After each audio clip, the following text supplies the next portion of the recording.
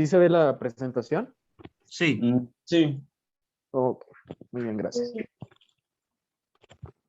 Bueno, está un poquito corta, pero pues creo que sí está bien explicada. Les voy a hablar sobre la luxación coxofemoral. Bueno, la clasificación, hay 4 tipos, que es la posterior-superior, la anterior-inferior, la pubiana y la isquiática. La más frecuente es la posterior-superior y después la segunda más frecuente es la anterior-inferior. Son las luxaciones más frecuentes. Bueno, la clínica de la luxación posterior-superior o ilíaca se va a concentrar en la extremidad inferior, en rotación interna y hacia la abducción de la pierna. Como lo podemos ver en la imagen, aquí va a haber la rotación, o sea, va a estar hacia adentro y va a estar abducida la pierna, o sea, como que levantado poquito. En la anteroinferior, se va a encontrar la extremidad inferior en rotación externa, o sea, va a estar hacia afuera, como si estuviera abierto, y pues separado. En toda luxación de cadera, debe realizarse un ataque para descartar fracturas del acetábulo. Es la cavidad donde conecta con la cabeza del fémur. Bueno, las complicaciones generales, pues rotura del ligamento redondo, lesión de vasos circunflejos, también la rotura del ligamento redondo y la lesión de vasos circunflejos, porque pueden producir isquemia de la cabeza femoral y necrosis vascular de la cabeza del fémur, como el doctor ya había comentado en las presentaciones anteriores, que pues siempre si no se hace a tiempo, también pues la realización de la maniobra, pues puede haber necrosis de tejidos blandos. Las complicaciones de las luxaciones posteriores, pues su complicación es la lesión del nervio ciático con mayor frecuencia en la porción del peroneo. Eso es cuando pues la maniobra, me imagino que no, o sea, no se hace en el tiempo adecuado o no se hizo la maniobra pues como realmente debe ser. Las complicaciones de luxaciones anteriores, pues como lo comenté, se puede lesionar la arteria y el nervio femoral. Pues si hay una lesión de la arteria femoral, pues es pues muy riesgoso porque pues el paciente, o sea, si la arteria está lesionada puede haber una hemorragia y pues el paciente pues puede estar en un estado crítico. El tratamiento ortopédico, reducción urgente en menos de 6 horas, como el doctor ya lo comentaba. Aquí va a ser la maniobra de Alice o Stimson. También la rehabilitación, el quirúrgico es en casos irreductibles de fracturas asociadas a fragmentos óseos intraarticulares o lesión vasculonerviosa.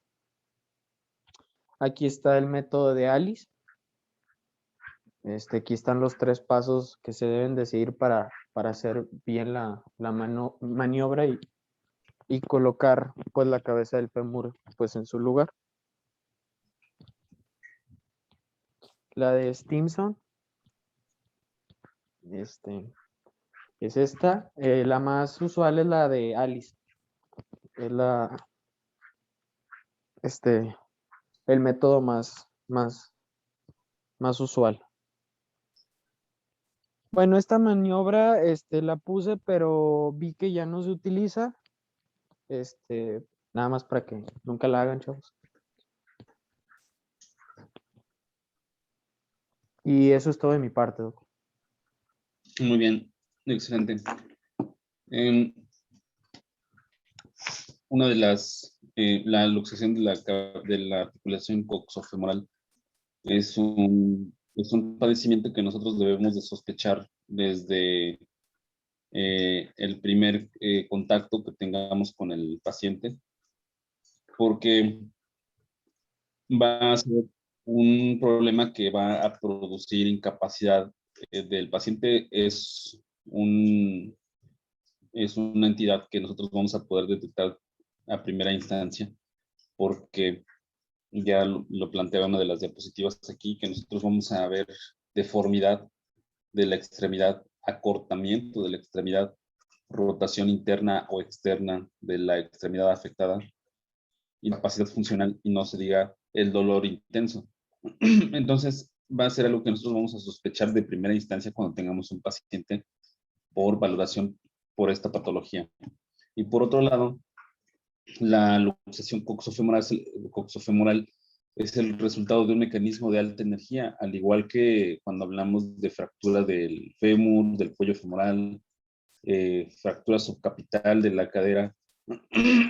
La luxación de la cadera, ya lo decía también, la diapositiva puede estar asociada a una luxación por impactación de la cabeza femoral sobre el acetábulo. Esta puede estar asociado a una fractura del acetábulo. También nos conviene, respecto a eso, nos conviene, si tenemos disponible, una toma de tomografía que nos va a permitir que veamos en dos planos, en tres planos, coronal, sagital y axial, el fondo del acetábulo, y que podamos asegurarnos de que haya una fractura o no, o de que podamos nosotros ver cuáles son las lesiones asociadas a una luxación de la cabeza femoral. También tenemos a nuestro alcance las radiografías. Si no tenemos una tomografía, también si el dolor del paciente nos lo permite, también tenemos al alcance de herramientas como las proyecciones específicas para valorar el acetábulo. Podemos tomar entonces proyecciones, así se llaman, alar y obturatriz, es decir, proyecciones radiológicas que nos van a permitir ver el fondo del acetábulo y su porción posterior mediante una proyección alar, y el fondo del acetábulo y su porción anterior mediante la proyección obturatriz. Son dos vistas, a fin de cuentas, del acetábulo, una de adelante hacia atrás y otra de atrás hacia adelante, que nos van a permitir nosotros detectar una fractura del acetábulo. Hay que asumir que es un mecanismo de alta energía para que la articulación coxofemoral es una enartrosis. Entonces es la articulación, no es el tipo de articulación más estable que existe. La cabeza femoral está alojada en el acetábulo y está cubierta en un porcentaje importante. De tal suerte, de tal forma que cuando nosotros observemos a un paciente con el cuadro clínico sugestivo de una luxación coxofemoral, estamos ante un paciente que sufrió un accidente de alta energía, un traumatismo por mecanismo de alta energía. Predominantemente tenemos el accidente automovilístico, la caída de altura sobre el costado, pero es muy característico esto del accidente automovilístico, sobre todo si estamos hablando de una luxación posterior. Es la lesión, es el cuadro clásico, es el paciente que va como copiloto o también como conductor, pero es más frecuente ir como copiloto porque va con las rodillas flexionadas a 90 grados, y al tener un impacto frontal, un choque automovilístico, un impacto frontal, el tablero le impacta sobre la rodilla y eso transmite la fuerza de manera axial a través de todo el fémur. Al tener la rodilla flexionada a 90 y la cadera con flexión a 90, porque esa es la posición normal que se lleva sentado como copiloto, entonces toda la fuerza se transmite desde el fémur distal o desde la rodilla en esa posición de 90 grados. Toda la fuerza se transmite a través de todo el eje del fémur y va a llegar hasta el fondo del acetábulo. ¿Y qué va a pasar? que la cabeza femoral se va a impactar contra la pared posterior del acetábulo. Si la energía es suficiente, la cabeza femoral se va a luxar hacia posterior y en muchas ocasiones puede en ese camino, en ese trayecto, romper el fondo del acetábulo vía anterior. ¿De acuerdo? El fondo del acetábulo en su porción posterior, perdón. Y tenemos una fractura de luxación de la cabeza femoral, una luxación de la cabeza o coxofemoral asociado a una fractura de la porción posterior del acetábulo. ¿De acuerdo? ¿Hasta aquí hay alguna duda o hay algún comentario? ¿Alguna pregunta? ¿Algo? No, no. Ok, la presentación está excelente. Realmente eso es lo que se busca de nuestras presentaciones, que podamos tener un panorama, estructurar un panorama del tema, estructurar una visión, una visión general del tema, que sepamos cuáles son los puntos importantes y que sepamos cuáles son los puntos a abordar en nuestro paciente con una patología determinada, ¿no? En este caso de la luxación coxofemoral. Nosotros debemos de tener una visión general. Al tratarse de un paciente que ha sufrido un mecanismo de alta energía, nosotros debemos de seguir el protocolo de trauma, el protocolo de estudio de abordaje de un paciente de trauma, que es el protocolo ATLS.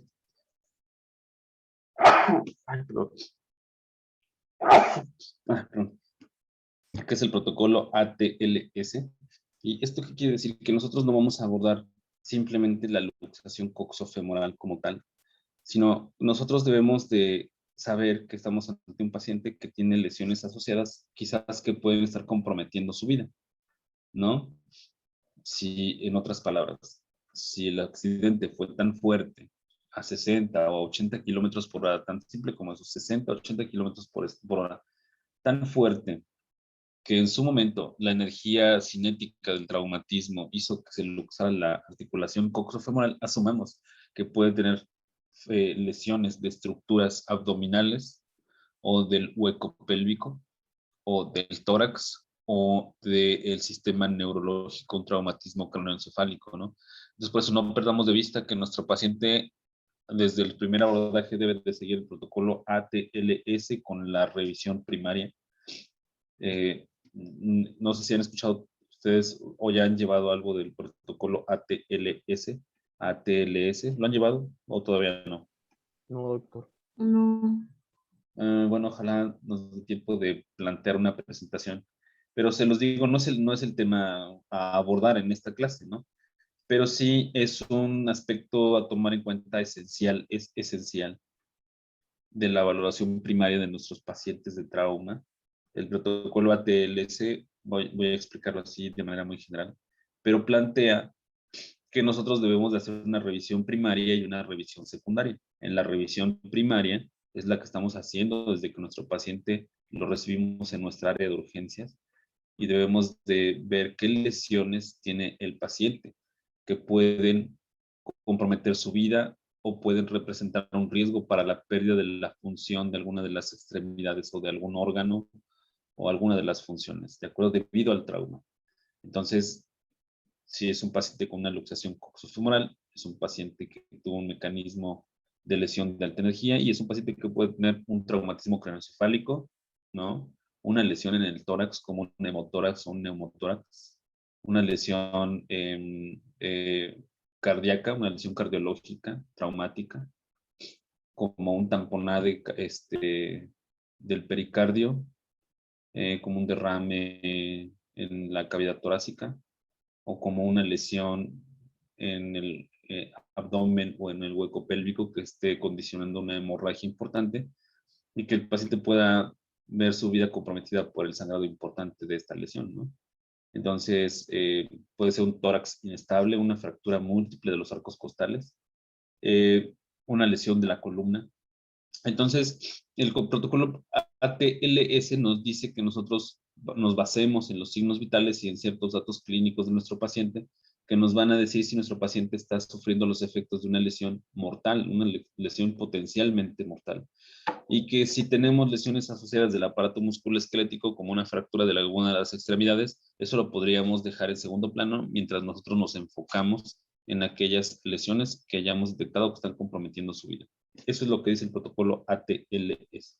El protocolo ATLS se podría aplicar en nuestro paciente con una luxación coxofemoral. Al mismo tiempo que nosotros evaluamos y estudiamos la articulación, la luxación coxofemoral, al mismo tiempo iremos evaluando y resolviendo, porque esa es la destreza que nos pide el protocolo ATLS, ir detectando y resolviendo de manera integral con todo el equipo de urgencias de trauma, si tiene un neumotórax o un hemotórax, una lesión cardiológica, una lesión de los grandes vasos, o un traumatismo craneoencefálico moderado o grave, o moderado o severo, ¿de acuerdo? Entonces más adelante vamos a preparar una clase o el tema del protocolo ATLS. Quizás tengamos oportunidad de preparar una o dos clases, porque en realidad el protocolo ATLS lo debemos de tomar como un curso, como una destreza que debemos de tener como médicos generales, ¿de acuerdo? Entonces, pero más adelante lo prepararemos como una clase para que siempre lo estemos tomando en cuenta. Es parte esencial de la valoración por traumatología, ortopedia y por cirugía general. ¿Sí? Sí, Hasta doctor. aquí alguna pregunta, alguna duda que tengan ustedes. No, doctor, todo bien. Ok. ¿Hay tema para presentar el día de mañana? ¿Hay tema para presentar el día de mañana? Sí, yo, luxación de rodilla. Ah, es la que me enviaste, está excelente esa. Perfecto. Y posteriormente, ¿quién sigue? Creo que ya no hay. ¿Ya no hay? Pero no ha dado tema. Ah, ok, ok.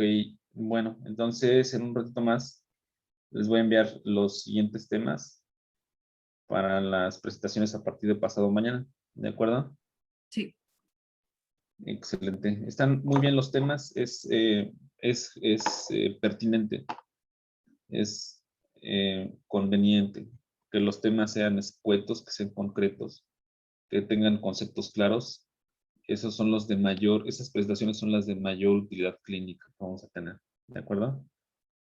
Sí, doctor. Bien. Pues entonces nos vemos el día de mañana a esta misma hora, ¿de acuerdo?